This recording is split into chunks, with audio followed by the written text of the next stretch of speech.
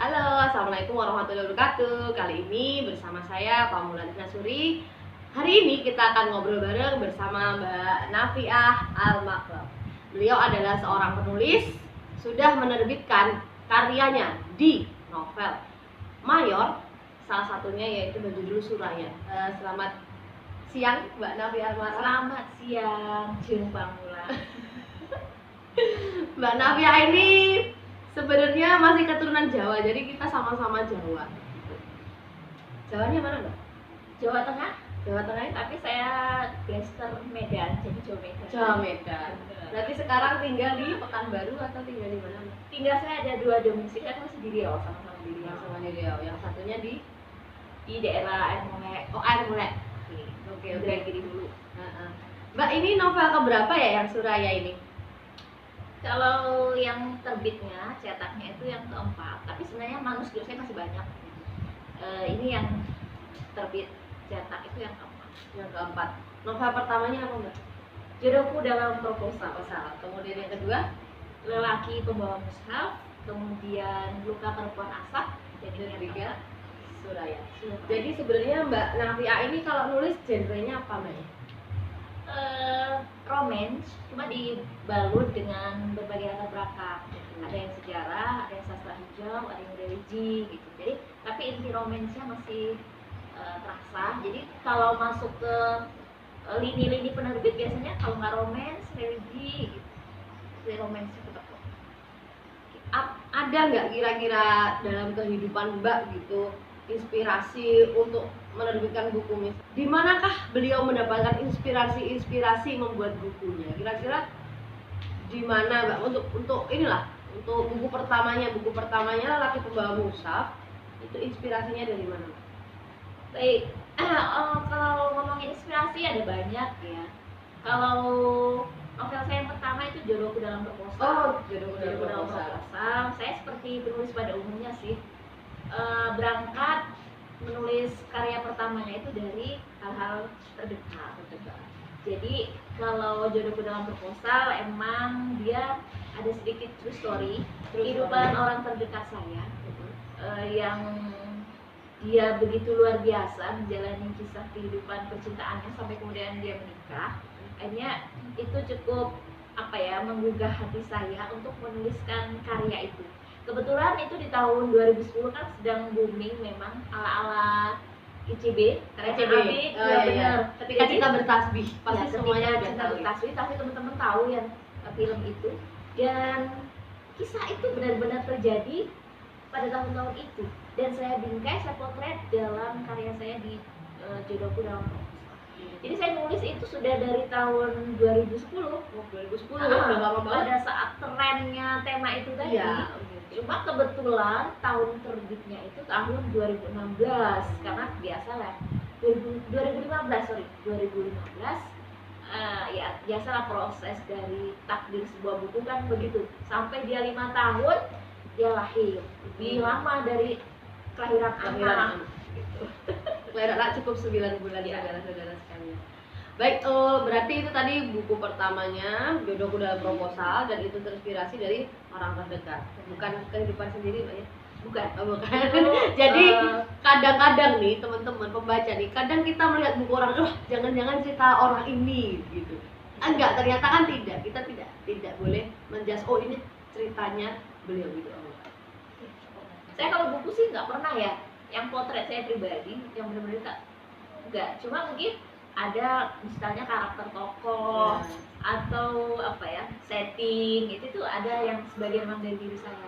Tapi kalau cerita mutlak atau 50% tidak pernah. Kehidupan pribadi tidak ada ya. Oke, teman-teman, kita lanjut buku yang kedua. Buku yang kedua itu Lelaki Pembawa Mushaf ya. Iya. Saya baru baca kemarin. Kita coba tanya inspirasinya dari mana sih Lelaki Pembawa Mushaf ini, karena ini lumayan seru. Pas masuk cerita tuh langsung konflik gitu.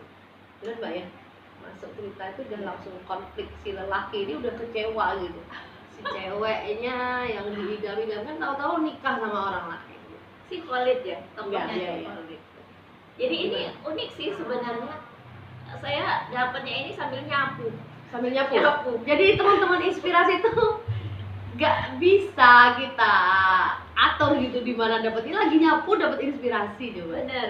Jadi saya kan kalau di rumah itu nyapu biasanya pagi sama sore, biasa lah ya ibu rumah tangga gitu. Saya kadang-kadang saya dengerin lagu religi, termasuk di situ ada lagunya siapa itu ya? Lagu religinya Pasha kalau nggak salah, Pasha sama Rosa atau siapa itu.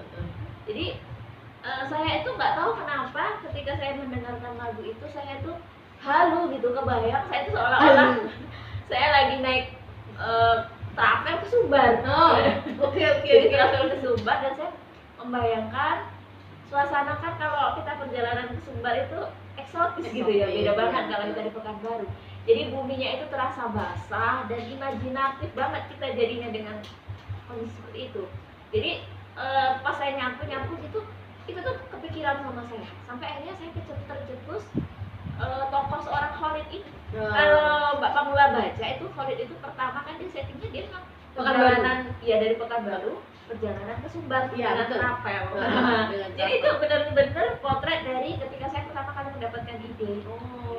Jadi dari situ seorang tokoh Khalid yang dia kecewa dengan perempuan yang kemudian dia, tapi kemudian kekecewaannya itu justru jadi titik balik ke kehidupan dia sampai akhirnya dia menjadi lebih baik. Dan di akhirnya pun sebenarnya dia sudah bertemu ya dengan Shafira ini, hanya saja memang ya gitu, saya suka bikin set ending dalam kehidupan.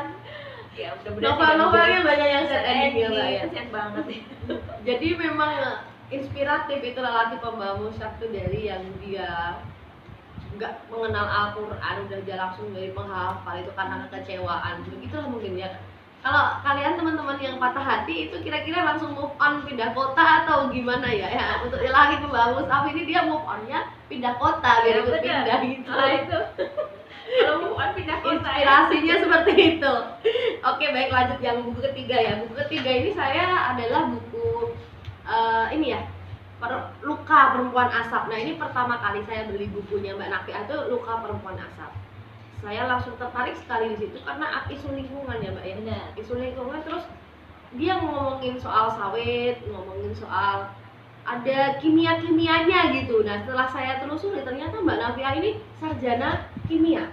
Benar ya Mbak ya? Iya benar. Jadi gimana dulu waktu kecilnya tuh Mbak? Maksudnya kimia ini kan nyebelin ya Mbak ya bagi saya nih, saya waktu SMA ini nggak tertarik sama sekali dengan kimia karena gurunya, mohon maaf, ini gurunya tuh hanya menuliskan gitu, tidak menjelaskan, dan jadi kita tidak tertarik gitu. Bagaimana seorang Mbak Nafiah waktu SMA sehingga tertarik dengan jurusan kimia gitu, bisa dibilang? Oke, jadi kimia ini memang cukup menarik. Salah satunya karena faktor guru tadi. Guru ya. Jadi teman-teman yang profesi guru, ini saya guru juga nih, kita nih bisa mengarahkan ke yang lebih baik dan tidak baik. Jadi teman-teman jadi guru itu yang maksimal. Kalau bisa anak mencintai bidang kita gitu. Saya dulu nggak suka karena ya itu tadi guru nih ya. Gimana Mbak guru kimianya waktu itu? Ya, saya sebenarnya dari awal itu sudah ada sedikit potensi saya ke sastra penulisan, karena waktu di SMA pun saya sudah memenangi beberapa lomba puisi penulisan begitu. Cuma karena sekali lagi karena guru saya pada waktu itu memang memframekan ini loh, dan zaman saya dulu itu juga belum ada bahwa penulis ini bisa menjadi jalan hidup dari hidup. Ini guru bahasa Indonesia ya? Enggak, guru kimia. Jadi saya nggak kepikiran sih saya mengambil bahasa Indonesia, walaupun itu sebenarnya saya senang gitu. Saat saya belajar bahasa Indonesia itu saya senang, kemudian guru saya itu juga menilai karya kamu ini bagus. Tapi saya nggak kepikiran karena pada saat itu kan kecenderungan orang dengan pelajaran eksak IPA itu masih menjadi satu favorit. Ya. Gitu. Kalau kamu mau sukses ya udah kamu ngambil jurusan IPA gitu. Iya. Dan kebetulan bidang studi IPA yang cukup cocok sama saya itu kimia waktu itu. Gurunya itu baik dan materi yang dijelaskan itu pada saat itu saya cukup mengerti dibandingkan dengan IPA yang lain. Itu pada saat itu adalah kimia buat saya yang cukup berkesan. Sehingga pada saat itu ya udah saya ngambil aja jurusan kimia. Kemudian lulus PBUD ya waktu itu penelusuran di Bengkulu ya, daerah. Saya waktu itu tinggal di daerah Indragiri dulu ya, masih di Indragiri dulu, baru Pekanbarunya setelah kuliah. Ya. Jadi saya kuliah di kimia dan ya ada pengalaman-pengalaman lah ketika kita masuk ke studi eksak ya. Walaupun di akhirnya waktu sudah mau ujian skripsi, saya tuh balik lagi gitu, nulis gitu. Saya bergabung dengan Forum Lingkar Pena, saya nulis fiksi lagi. Dan itu apa ya, seolah-olah jadi semacam hiburan jeda gitu di tengah kita ngapalin reaksi senyawa gitu kan. Sastra itu kayak jadi apa, pelepas yang menghibur bener-bener menghibur. Sampai ada saya nulis novel, tapi saya juga punya buku non fiksi, belajar kimia dari Al-Quran. Itu emang yang saya ambil dari istilahnya tuh, ini loh, kamu tuh kimia, kamu tuh harus ada sesuatu yang kamu abadikan gitu. Walaupun kamu sebagai penulis, kamu tetap harus ada lah. Karena kamu belajar 5 tahun di universitas, kamu gak dapetin apa-apa, kamu jadi nulis cerpen gitu kan. Akhirnya saya bikin buku non fiksi belajar kimia dari Al-Quran. Itu yang Mbak masukkan dalam buku Luka Perempuan Asap ya. Jadi ada semacam analisa kimia tentang sawit, tentang tanah dan lain sebagainya. Jadi saya kepikiran gini kan, saya ini capek-capek kuliah 5 tahun di jurusan kimia MIPA, terus saya nggak ada kerja, saya nggak follow ke situ di bidang itu. Terus saya pikir harus ada dong yang saya ambil gitu ya. Gimana caranya? Oh, ini bisa saya jadikan sebagai bahan novel saya. Karena riset fakta-fakta di kimia itu kan kebetulan saya ambil itu kimia analitik. Saya bidangnya kimia analitik, dan novel saya Luka Perempuan Asap itu masalahnya itu adalah masalah sawit yang menjadi pusat kajian teman-teman di kimia analitik dan kimia fisik. Oh, jadi pas banget ya. Jadi itu memang kehidupan riset kita di kampus.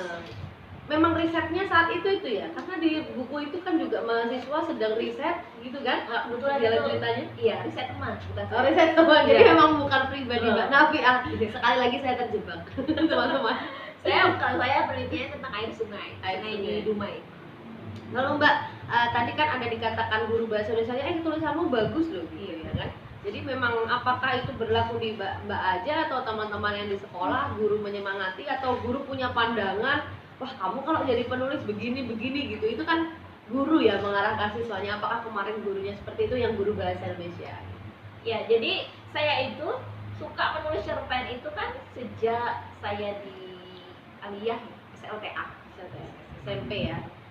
Saya suka punya kebiasaan atau ini ya, block note ya. Itu saya tulis tebal ini itu jadi kayak novel gitu. Tahun 2000-an itu saya masih kepikiran kalau novel itu kan dalam satu buku gitu.